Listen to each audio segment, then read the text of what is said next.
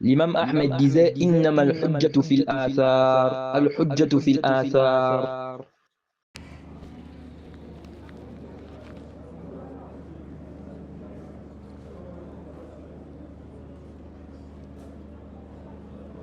السلام عليكم ورحمة الله وبركاته. إن الحمد لله نحمده ونستعينه ونستغفره ونعوذ بالله من شرور أنفسنا ومن سيئات أعمالنا. من يهده الله فلا مضل له ومن يضلل فلا هادي له، وأشهد أن لا إله إلا الله وحده لا شريك له، وأشهد أن محمدًا عبده ورسوله. يا أيها الذين آمنوا اتقوا الله حق تقاته ولا تموتن إلا وأنتم مسلمون. يا أيها الناس اتقوا ربكم الذي خلقكم من نفس واحدة وخلق منها زوجها وبث منهما رجالا كثيرا ونساء، واتقوا الله الذي تساءلون به والأرحام إن الله كان عليكم رقيبا. يا أيها الذين آمنوا اتقوا الله وقولوا قولا سديدا يصلح لكم أعمالكم ويغفر لكم ذنوبكم، ومن يطع الله ورسوله فقد فاز فوزا عظيما. أما بعد. Louange à Allah, le créateur des cieux et de la terre. On le loue pour tout ce qu'il nous accorde comme bien et comme grâce, et on lui demande de prier sur son prophète Muhammad sallallahu alayhi wa sallam, sa famille, ses compagnons et tous ceux qui les ont suivis jusqu'au jour de la rétribution. Celui qu'Allah a guidé, personne ne peut l'égarer. Celui qu'Allah a égaré, personne ne peut le guider. Nous sommes toujours dans la traduction de l'explication des trois fondements du Cheikh Ibn Uthaymin, qu'Allah lui fasse miséricorde. Les trois fondements du Cheikh Muhammad Ibn Abdil Wahhab. Alors on s'est arrêté sur les propos du Cheikh, donc le Cheikh Muhammad Ibn Abdil Wahhab, où il dit ici وَالدَّلِيلُ قَوْلُهُ تَعَالَى. Donc la preuve de quoi? La preuve en fait des signes d'Allah. La preuve que la nuit et le jour, le soleil et la lune font partie des signes d'Allah, des créatures d'Allah. Il dit ici وَالدَّلِيلُ قَوْلُهُ تَعَالَى وَمِنْ آيَاتِهِ اللَّيْلُ وَالنَّهَارُ وَالشَّمْسُ وَالْقَمَرُ لَا تَسْجُدُوا لِلشَّمْسِ وَلَا لِلْقَمَرِ وَاسْجُدُوا لِلَّهِ الَّذِي خَلَقَهُنَّ إِن كُنتُمْ إِيَّاهُ تَعْبُدُونَ. Naam. Donc le cheikh ici a dit la preuve,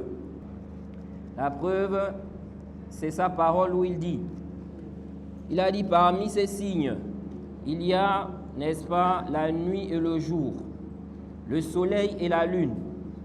Ne vous prosternez ni devant le soleil, ni devant la lune, mais prosternez-vous devant Allah qui les a créés, si c'est lui que vous adorez. Et le Cheikh Ibn Uthaymin ici là, en expliquant cela, il dit Ay وَالدَّلِيلُ عَلَى أَنَّ اللَّيْلَ وَالنَّهَارِ. Donc la preuve, il dit, quand il a dit ici وَالدَّلِيلُ قَوْلُهُ تَعَالَى, la preuve c'est la parole d'Allah. Ça veut dire quoi? Il dit الدَّلِيلُ عَلَى أَنَّ اللَّيْلَ وَالنَّهَارِ وَالشَّمْسَ وَالْقَمَرِ مِنْ آيَاتِ اللَّهِ. Donc il dit, c'est-à-dire la preuve que la nuit et le jour, le soleil et la lune font partie des signes d'Allah. C'est sa parole où il a dit وَمِنْ آيَاتِهِ اللَّيْلُ وَالنَّهَارُ إِلَى آخِرِهِ, jusqu'à la fin du verset. Il dit, c'est là où il a dit, parmi ces signes, on a quoi? La nuit et le jour. Il dit أي من العلامات البينة المبينة لمدلولها الليل والنهار في ذاتهما واختلافهما وما أودع الله فيهما من مصالح العباد وتقلبات أحوالهم وكذلك وكذلك الشمس والقمر في ذاتهما وسيرهما وانتظامهما وما يحصل بذلك من مصالح العباد ودفع مضارهم نعم. Donc le cheikh Ibn Uthaymin dit, quand il a dit ici, et la preuve, n'est-ce pas, c'est la parole d'Allah, il dit, ça veut dire la preuve que la nuit, le jour, le soleil et la lune font partie des signes d'Allah. Ok? Ensuite, il a cité le verset et il a dit, c'est-à-dire, ils font partie des signes évidents et explicites, ok, dans leurs caractéristiques et leur succession.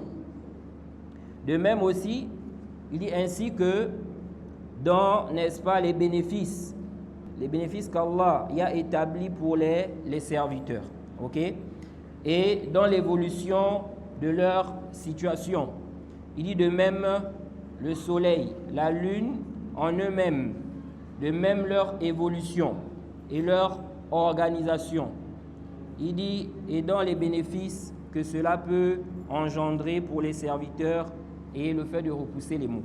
Ok? Donc le cheikh Ibn Uthaymin ici là nous fait comprendre que ces signes-là font partie, n'est-ce pas, des signes d'Allah subhanahu wa ta'ala à travers lesquels on tire bénéfice. Ok? Le soleil et la lune. On avait déjà parlé de ça ici. Il y a beaucoup de bénéfices dans ça. Ok? C'est pourquoi Allah a dit, n'est-ce pas, dans le verset 5 de la sourate 10, il dit Huwa alladhi ja'ala ash-shamsa diya'an wal qamara nuran wa qaddarahu manazila li ta'lamu adad as-sinin wal hisab. Allah a dit quoi? Il dit c'est lui qui a fait du soleil une clarté et de la lune une lumière, et il en a déterminé des phases afin que vous puissiez, n'est-ce pas, afin que vous puissiez connaître le nombre d'années et le calcul du temps. Ok? Donc c'est à travers cela, la lune, à travers cela on arrive à calculer, n'est-ce pas, le temps. Le soleil également. Taïb. Et les créatures ont besoin de soleil. Les animaux ont besoin de soleil. Ok? L'être humain a besoin du soleil. On a besoin de ça, n'est-ce pas? Même pour notre peau. Jade. Et imaginez-vous qu'il n'y avait pas le soleil. On ne devait pas avoir le jour et la nuit. On devait être dans l'obscurité. Ok? Ce soleil-là, toute l'année, ça fait quoi? La même chose. Ok? Ça se lève et puis ça va se coucher à un moment bien déterminé. Pendant toute l'année, c'est comme ça. Ok? Naam, ça c'est quoi? Ça fait partie des signes d'Allah. Le cheikh a dit ثم نهى الله تعالى العباد أن يسجدوا للشمس. Il dit ensuite, Allah interdit ses serviteurs, n'est-ce pas? Il leur a interdit de se prosterner pour le soleil. أو القمر, ou bien pour la lune. وإن بلغ مبلغا عظيما في نفوسهم. Ok? Ils n'ont pas le droit de se prosterner pour le soleil ou bien la lune. Il dit ici, même si ils ont atteint, n'est-ce pas, un grand stade chez eux. Ok? Même si à leurs yeux c'est merveilleux. Le soleil, n'est-ce pas, est beau. La lune, il dit ici là, cela ne doit pas les pousser à adorer cela. Il dit لأنهما لا يستحقان العبادة, car le soleil et la lune ne méritent pas l'adoration. لكونهما مخلوقين, car ils ont été créés. Ok? وإنما المستحق للعبادة هو الله تعالى الذي خلقهن. Il dit, celui qui mérite l'adoration, c'est uniquement Allah qui les a créés. Ok?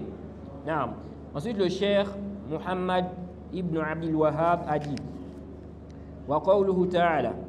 Donc ensuite, il va citer un autre verset, n'est-ce pas, pour justifier ce qu'il a dit là. Il dit wa qawluhu ta'ala inna rabbakum. Il dit wa qawluhu ta'ala inna rabbakum Allahu alladhi khalaqa as-samawati wal ard fi sittati ayyam thumma istawa 'ala al-'arsh yughshi al-layla wan-nahar يطلبه حثيثا والشمس والقمر والنجوم مسخرات بأمره ألا له الخلق والأمر تبارك الله رب العالمين.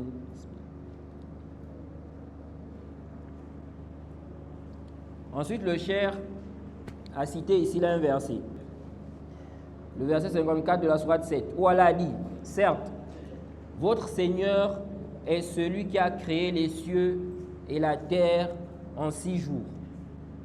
Donc Allah a créé les cieux et la terre en 6 jours. Ok? Et dans le verset 4 de la sourate 32, il a dit quoi?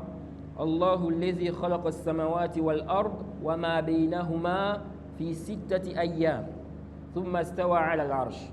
Ok? Donc ici il a dit il a créé les cieux et la terre en 6 jours.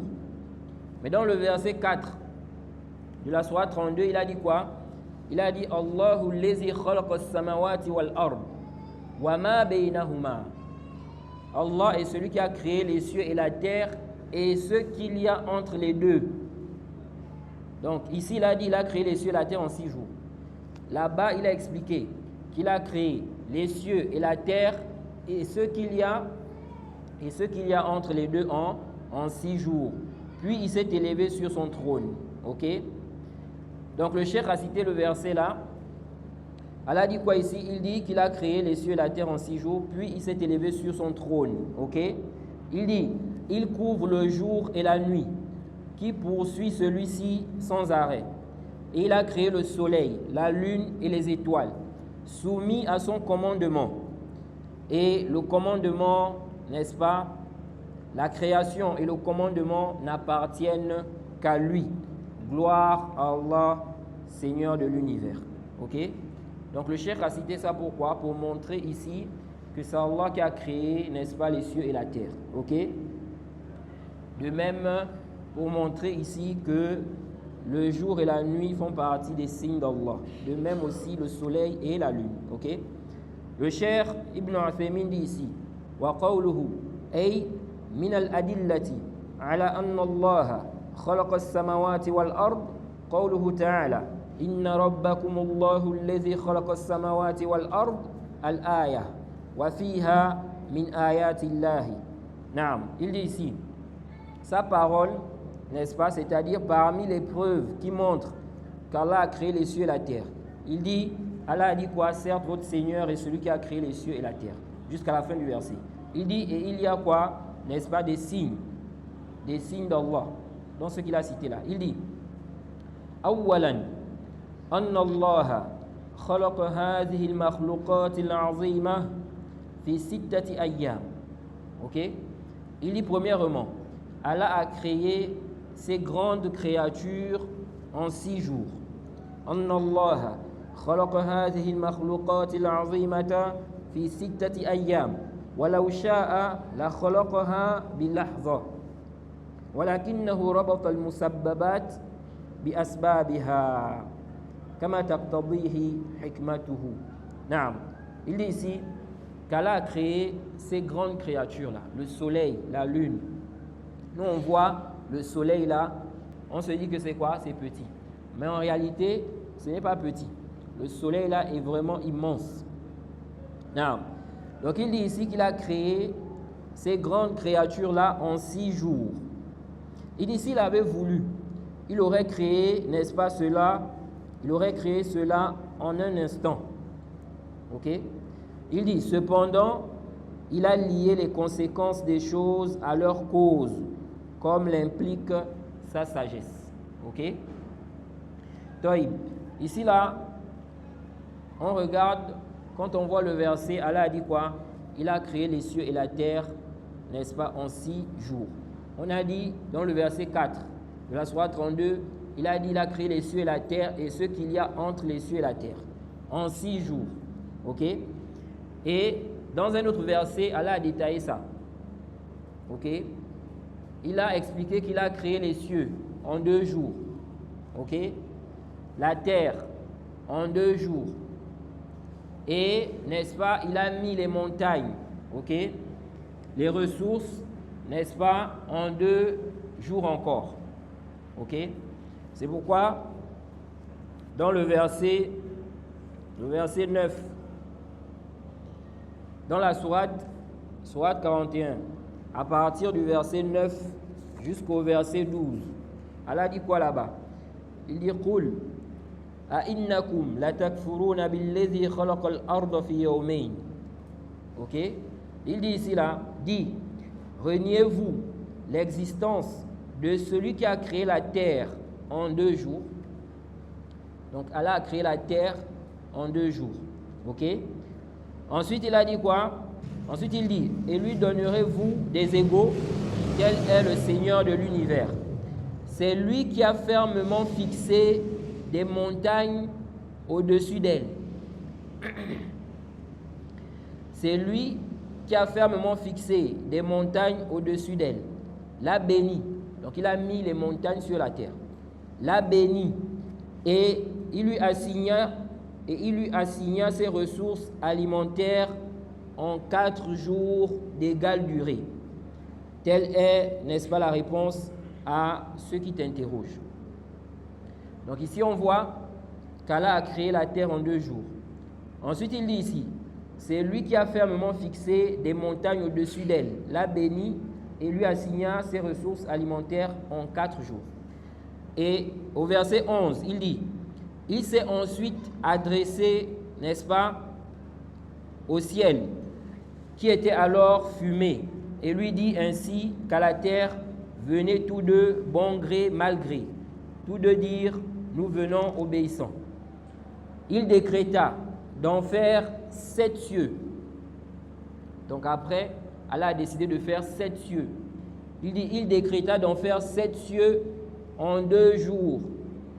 Ok, ça c'est la preuve qu'Allah a créé les cieux en 2 jours. Il décréta d'en faire 7 cieux en 2 jours et révéla à chaque ciel sa fonction. Et nous avons décoré le ciel le plus proche de lampes, des étoiles, et l'avons protégé. Tel est l'ordre établi par le puissant, l'omniscient. Donc dans ce verset, c'est vrai qu'Allah nous a ici dit qu'il a créé les cieux et la terre en 6 jours. Mais dans ce verset-là, il explique qu'il a créé les cieux en 2 jours. La terre en 2 jours. Ok? En lisant le verset-là, on peut croire, n'est-ce pas, qu'Allah a créé les cieux et la terre en 8 jours. Ok?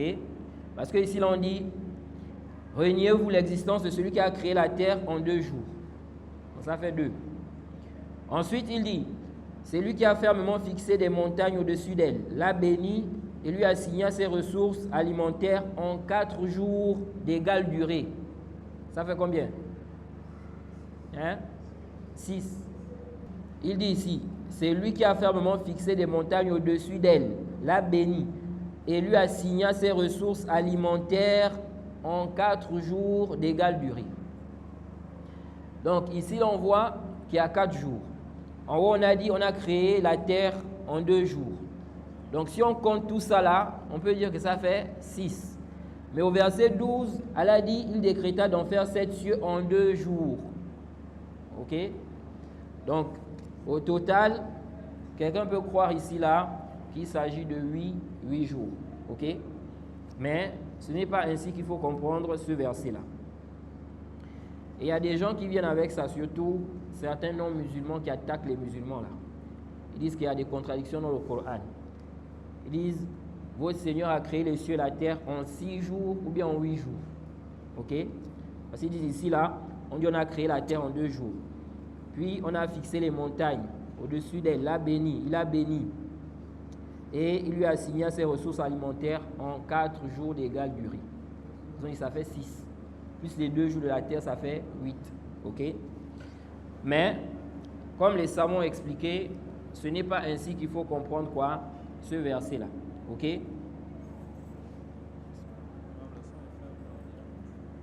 Hein?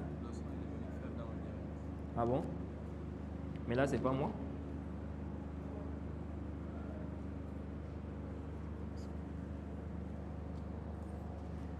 Non. Donc ici, là, des gens de science ont dit, c'est pas ainsi qu'il faut comprendre le verset là. Ce verset là, quand Allah dit ici qu'il a créé la terre en 2 jours, ok? Ensuite, il a fixé les montagnes, ok? Il a béni, il a, n'est-ce pas, assigné à la terre ses ressources alimentaires en 4 jours d'égale durée. C'est-à-dire, il a fait cela en 2 jours, comme les 2 jours, n'est-ce pas, dans lesquels il a créé la terre. Ce qui faisait au total 4 jours. Ok? Donc, il a créé la terre en 2 jours. Il a assigné, n'est-ce pas? Il a placé, il a fixé les montagnes et assigné à la terre ses ressources alimentaires en 4 jours, c'est-à-dire, n'est-ce pas, au total, ça faisait 4 jours. Donc, 2 jours pour la création de la terre et 2 jours pour cela. Ce qui faisait quoi? 4 jours. Ok? C'est comme lorsque quelqu'un va dire, par exemple, il dit, j'ai quitté, c'est un exemple que je donne comme ça, j'ai quitté Port-Gentil pour Libreville, n'est-ce pas, en 10 jours. Ok? J'ai quitté Port-Gentil pour Libreville en 10 jours. Jusqu'au Woluntem en 15 jours. Ok? Ici, là, il ne veut pas dire qu'il a quitté Libreville pour le Woluntem en 15 jours. Non.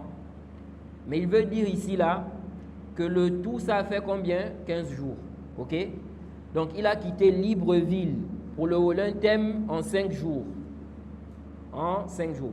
Donc, de là où il est parti, de Port-Gentil jusqu'au Woluntem, au total, 15 jours.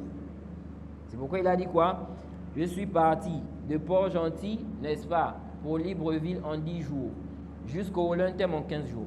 Donc, c'est-à-dire, n'est-ce pas, le tout m'a fait 15 jours. Donc, on comprend quoi? On comprend que de Libreville, n'est-ce pas, au Woluntem, ça faisait 5 jours. C'est ainsi. Quand elle a dit ici qu'il a créé la terre en 2 jours, ensuite, n'est-ce pas, quand il détaille maintenant ce qu'il a fait sur la terre, et il dit en 4 jours, c'est-à-dire ici, là, n'est-ce pas, 2 jours, avec les 2 jours, n'est-ce pas, de la création de la terre. Ok? Toïb. Si on a compris ça, il y a un ishkal ici, là. Ici, là, Allah nous dit clairement qu'il a créé les cieux et la terre en 6 jours. Ok? Et dans le verset 4, de la sourate 32, qu'on a cité, il a dit quoi? Allahu allazi khalaqa as-samawati wal ard wa ma baynahuma fi sittati ayyam. Il a créé les cieux et la terre et ce qu'il y a entre eux en 6 jours. Taïb. Il y a un hadith qui est venu dans le Sahih Muslim. L'imam Muslim, n'est-ce pas, dans son Sahih, il a rapporté un hadith. Dans, n'est-ce pas, le livre concernant les caractéristiques des hypocrites. L'imam Nawawi a mis ici Babu Ibtida il Khalq, chapitre du début de la création et la création de Adam. Sous ce chapitre-là, l'imam Muslim a rapporté un hadith. Ok? C'est le hadith numéro 2789. Il dit ici là, Haddathani Surayj ibn Yunus wa Haroun ibn Abdillah. Qala, donc il dit ici que Surayj ibn Yunus lui a dit. De même, Haroun ibn Abdillah. Les deux ont dit, Haddathana Hajjaj ibn Muhammad. Hajjaj ibn Muhammad nous a dit, Qala ibn Jurayj. Ibn Jurayj a dit, أخبرني إسماعيل ابن أمية عن أيوب ابن خالد عن عبد الله ابن رافع مولى أم سلمة عن أبي هريرة قال. Donc, il dit ici là que Ibn Jurayj a dit, Ismaïl ibn Umayya m'a dit, d'après Ayoub ibn Khalid, d'après Abdullah ibn Rafi', n'est-ce pas, d'après Abi Huraira. Donc c'est un hadith qui est rapporté par l'imam Muslim d'après Abi Huraira. Il dit, قال أخذ رسول الله صلى الله عليه وسلم biyadi faqal. Il dit, le prophète m'a pris par la main et il m'a dit, donc Abu Huraira dit, le prophète m'a pris par la main et il m'a dit,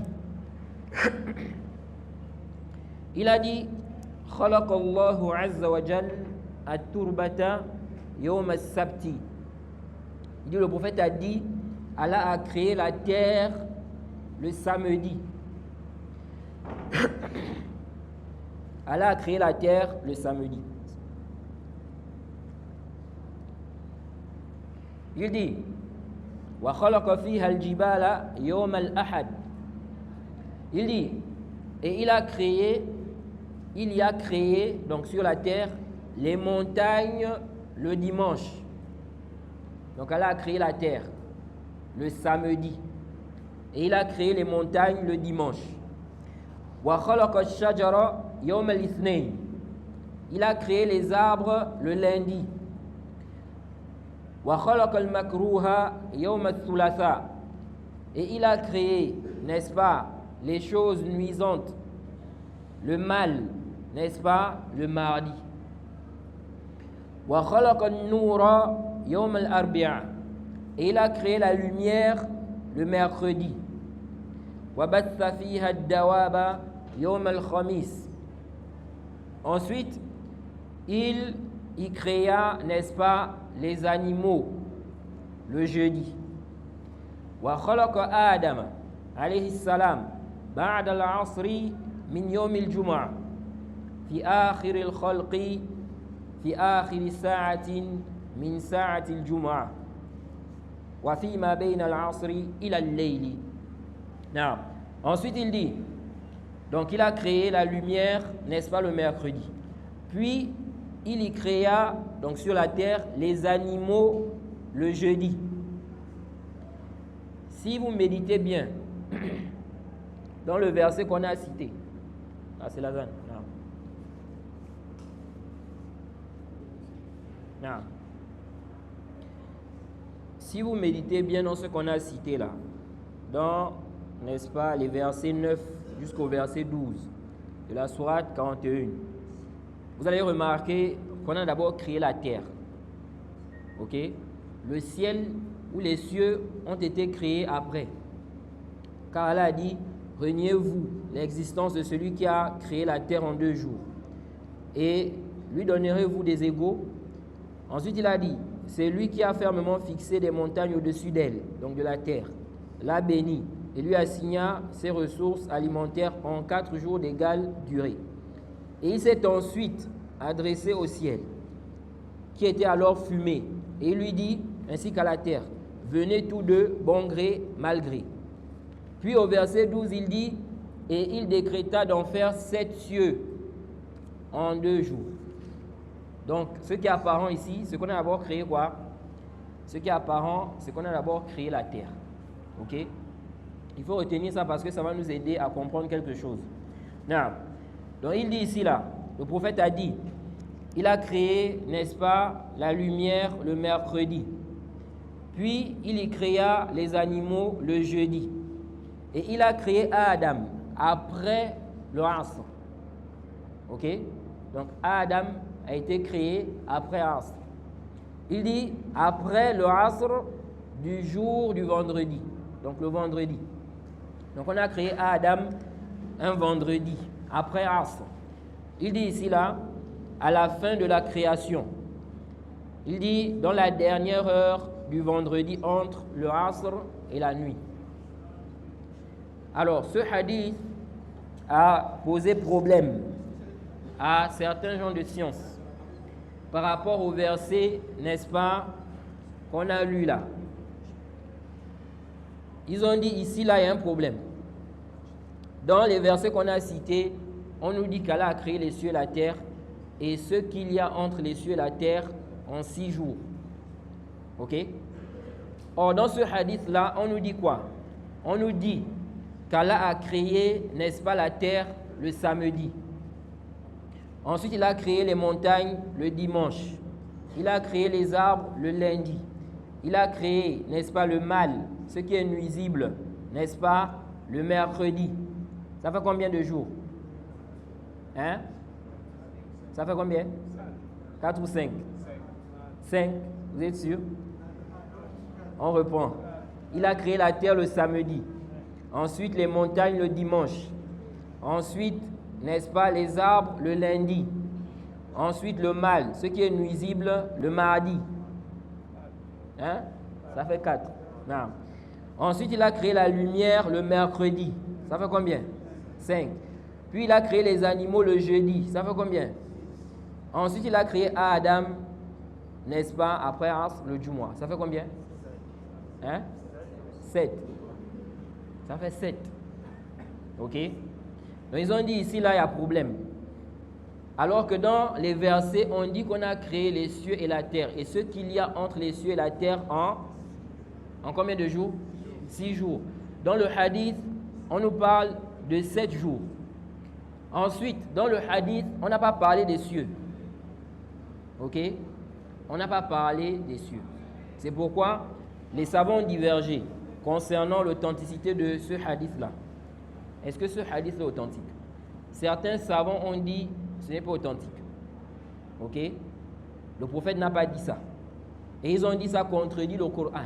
Parce que dans le Coran, on dit qu'on a créé les cieux et la terre et ce qu'il y a entre les cieux et la terre en 6 jours. Or ici, là, on voit, n'est-ce pas, qu'on a créé la terre en 7 jours. Ok? Donc ils ont dit quoi? Que ce n'est pas authentique. Et ils ont dit ici, là, que Ismaïl ibn Umayya, ils ont dit, il a pris le récit là, n'est-ce pas, de Ibrahim ibn Yahya, qui était accusé de mensonge. Ok? Il a pris ça de lui. Ça, c'est Ali ibn al-Medini, n'est-ce pas, qui dit cela. Le professeur de l'imam al-Bukhari. Et l'imam al-Bukhari aussi, il a vu que le récit là n'est pas quoi? Authentique. Mais il n'a pas été d'accord avec la raison qui a été citée par son cher.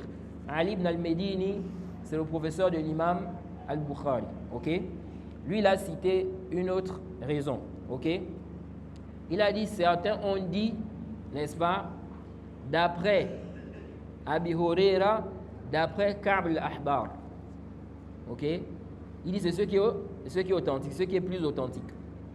C'est-à-dire, pour l'imam al-Bukhari, ce récit-là, ce n'est pas la parole du prophète, mais c'est la parole de qui?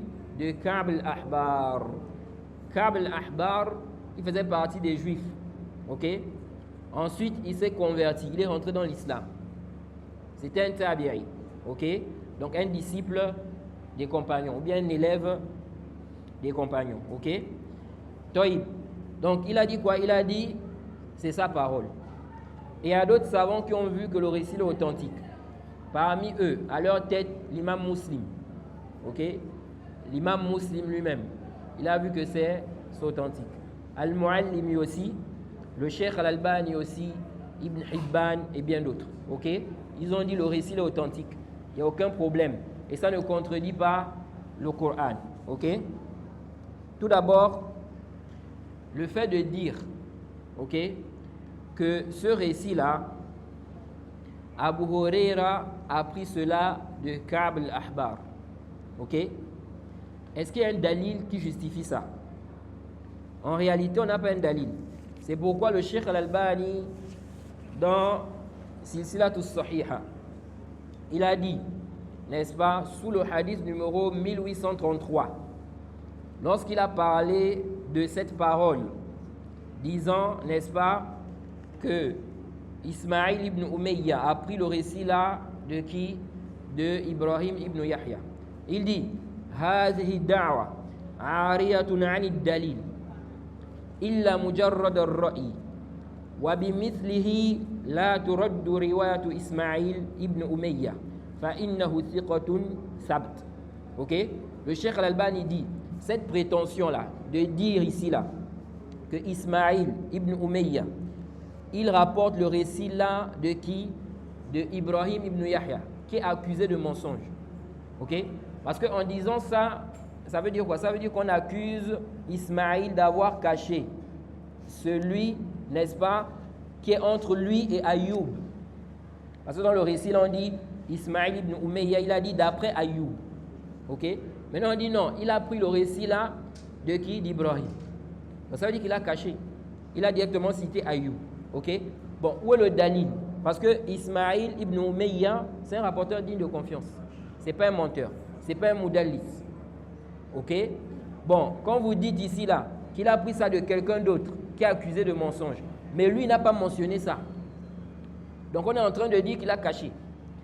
Où est la preuve qui prouve ça? Il n'y a pas un dalil. C'est pourquoi le Cheikh Al-Albani a dit cette prétention-là ne repose sur aucune preuve. Elle est dénuée de preuves. Il dit, et on ne peut pas rejeter un texte avec ce genre de choses. Il dit Ismaïl ibn Umayya. Ismaïl ibn Umayya, c'est un rapporteur qui est digne de confiance. Ensuite, le Cheikh Al-Albani a cité la parole de l'imam Al-Bukhari. L'imam Al-Bukhari a dit dans son livre At-Tarikh, وَقَالَ بَعْضُهُمْ عَنْ أَبِي هُرَيْرَةَ عَنْ كَعْبٍ وَهُوَ أَصَحُّ. Il dit ici là que Al-Bukhari a dit, certains ont dit d'après Abi Huraira, d'après Ka'b al-Ahbar. Ok? Il dit ce qui est authentique. Maintenant le Cheikh Al-Albani dit qultu huwa kasabiqihi. Il dit c'est comme ce qui a précédé, c'est-à-dire il n'y a pas de dalil. Il dit faman hadha al-ba'd. Il a dit certains ont dit, qui sont-ils? Le Cheikh Al-Albani dit qui sont-ils? Parce que l'imam Al-Bukhari, quand il a dit certains ont dit, il n'a pas cité, il parle de qui? Ok? Donc le Cheikh Al-Albani dit qui sont-ils? Quand on dit certains ont dit. Parce que ici là, n'est-ce pas, Abdullah ibn Rafi', il rapporte le récit d'Abi Huraira. Il dit d'après Abi Huraira, n'est-ce pas, qui nous dit que le prophète l'a pris par la main. Et puis il a dit. Maintenant on dit, certains ont dit d'après Abi Huraira, d'après Ka'b. Donc le Cheikh Al-Albani dit certains là, qui sont-ils? Il dit وَمَا حَالُهُ فِي الضَّبْطِ وَالْحِفْظِ حَتَّى يُرَجَّحْ عَلَى رِوَايَةِ Abdullah ibn Rafi'. Il dit ici là, quelle est donc sa situation? Celui-là, on dit, certains ont dit, celui ou ceux-là, qui sont-ils? Et quelle est leur capacité de mémorisation? Ok? Quelle est leur situation? Pour qu'on vienne faire précéder leur version sur la version de qui? De Abdullah ibn Rafi'. Ok? Donc en conclusion, ici le Cheikh Al-Albani veut nous dire que la parole de l'imam Al-Bukhari, là, on ne peut pas se baser sur ça. Parce qu'il doit citer qui sont ceux-là qui ont rapporté le même récit là d'Abi Huraira, de Ka'b. Ok? Si on n'a pas ça, on ne peut pas faire quoi? Rejeter le texte à cause de ce genre de choses. Ça c'est un. Deuxièmement, ici là, le Cheikh Al-Albani a expliqué que ce récit là en réalité, ça ne contredit pas quoi? Le Coran. Ok? Ça ne contredit pas le Coran. Pourquoi ça ne contredit pas le Coran? La prière c'est à quelle heure? Hein? 40, hein? L'heure est déjà arrivée même. Non. Le Cheikh Al-Albani explique que ce récit en réalité ne contredit pas quoi? Le Coran. Ok? Pourquoi? Il dit parce que le récit là ne parle pas des mêmes jours qui sont cités dans le Coran. Ok? Quand Allah dit dans le Coran qu'il a créé les cieux et la terre en 6 jours, est-ce qu'il parle des mêmes jours dans le récit là? Non. Ok? Déjà les 6 jours là, les 6 jours qui sont cités dans le Coran là, il ne s'agit pas des jours comme nos jours là. Hein? Beaucoup de gens ne savent pas ça. Quand Allah dit qu'il a créé les cieux et la terre en 6 jours, ok? Il ne s'agit pas des jours comme les jours qu'on a là. Ok? Qu'on reconnaît par le lever du soleil et le coucher. C'est pourquoi on a dit que quand on regarde les versets, on a créé d'abord la terre. Le ciel a été créé après. Alors qu'on sait que le soleil là, c'est à travers le soleil là qu'on va déterminer le jour et la nuit de nos jours là. Ok? Et on sait que le soleil, et où c'est? C'est au ciel là-bas. Ok? Donc quand Allah a créé la terre, est-ce que quand il a créé la terre, il avait déjà créé le soleil? Pourquoi on dit ici? Parce que dans le hadith là, on est en train de dire qu'on a créé la terre le samedi. Ensuite, on a créé les montagnes le dimanche, jusqu'à la fin. Quand le prophète nous dit ici là, qu'Allah a créé la terre le samedi, il a créé les montagnes le dimanche, jusqu'à la fin, est-ce qu'il est en train de parler des 6 jours? En réalité, il n'est pas en train de parler des 6 jours qui sont mentionnés dans le Coran. Ok? C'est-à-dire que les 6 jours-là, ok, ce sont des jours qui ont une durée qu'Allah seul connaît. Ok? Il ne s'agit pas de la durée comme les jours qu'on a ici. C'est pourquoi dans le Coran, Allah nous a mentionné qu'un jour chez lui, inna yawman 'inda rabbik, ok, ka alf sana, mimma ta'uddun, ok, que un jour auprès de ton Seigneur, ça équivaut à 1000 quoi? 1000 ans, selon votre compte, ok. Bref, comme le temps est arrivé, on va s'arrêter ici là. On va revenir samedi prochain sur ce point-là pour bien expliquer ce qu'il faut comprendre du hadith et du verset. Naam. Wa subhanaka Allahumma bihamdik wa ashhadu an la ilaha illa anta astaghfiruka wa atubu ilayk. Farouk.